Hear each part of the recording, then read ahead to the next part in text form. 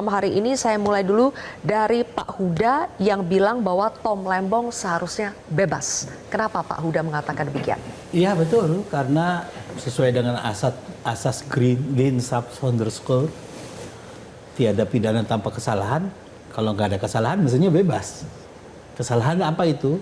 Ini yang dikenal di dalam literatur disebut dengan mens rea. Kan gitu. Jadi kalau memang benar ya tidak ada mens rea, mestinya bebas, kan begitu. Tapi sebenarnya yang paling penting sebenarnya bukan hanya itu.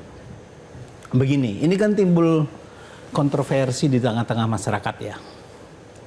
Dan mestinya pengadilan itu adalah mereka yang pada akhirnya menyelesaikan kontroversi itu.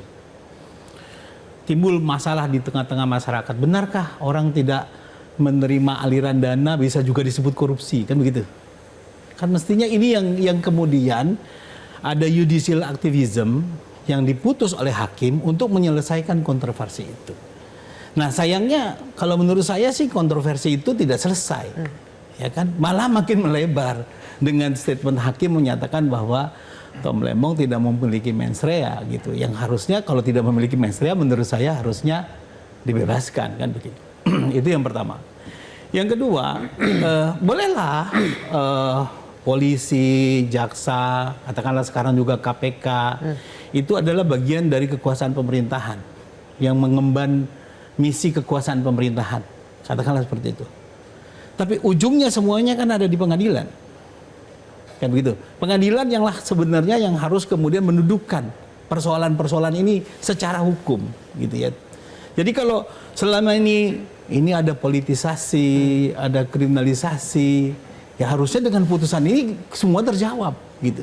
Tapi sayangnya dari putusan ini juga menurut saya tidak menjawab. Masih menyisakan kontroversi. Masih menyisakan kontroversi. Tadi Pak Huda mengatakan gitu, bahwa dari persidangan itu menunjukkan bahwa tidak ada mens rea, tapi dari Kejaksaan Agung protes dengan pernyataan tersebut. Coba kita tampilkan ada rilis tertulis dari Kejaksaan Agung. Kapus Penkum menyebutkan pemirsa bahwa sebetulnya hakim menyatakan Tom tidak menerima uang korupsi, bukan menyatakan tidak memiliki niat jahat. Itu pernyataan dari Kapus Penkum. Nanti teman-teman boleh tampilkan ya pernyataan itu. Saya kembali lagi ke Pak Huda. Dari Kejaksaan Agung mengatakan bukannya tidak ada mens rea, itu tidak dikatakan hakim seperti itu. Tapi yang dikatakan hakim adalah tidak menerima uang hasil korupsi. Iya, mens rea itu kan adalah yang membedakan apakah perbuatan memperkaya diri sendiri, orang lain atau suatu korporasi itu sebagai tindak pidana atau bukan. Kayak begitu. Jadi kalau dia tidak menerima aliran dana, tidak memperkaya diri sendiri, apakah kemudian kalau dengan kebijakannya ada orang lain atau satu korporasi yang diperkaya, ini merupakan satu delik dalam pandangan saya?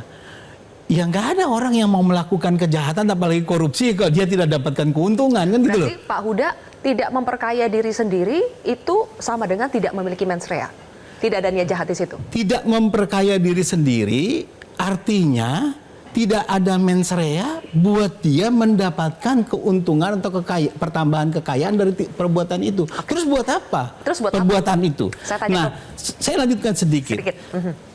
Tapi misalnya begitu ya, misalnya betul dia tidak memperkaya diri sendiri, tapi dia memperkaya orang lain.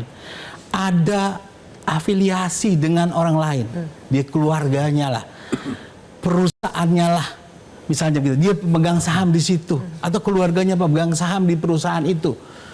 Dia melakukan persekongkolan, ada permufakatan jahat. Memang dia tidak memperkaya diri sendiri, tapi dia memperkaya diri sendiri secara tidak langsung dengan memperkaya orang lain, dengan memperkaya korporasi. Itu pun tidak ada. Itu pun tidak ada. Okay. Jadi kalau itu tidak ada, jadi menurut saya benarlah kalau disimpulkan bahwa tidak ada mens rea pada yang bersangkutan, gitu ya. Kesimpulan nih ya. Baik, gitu. itu dari Pak Huda ya.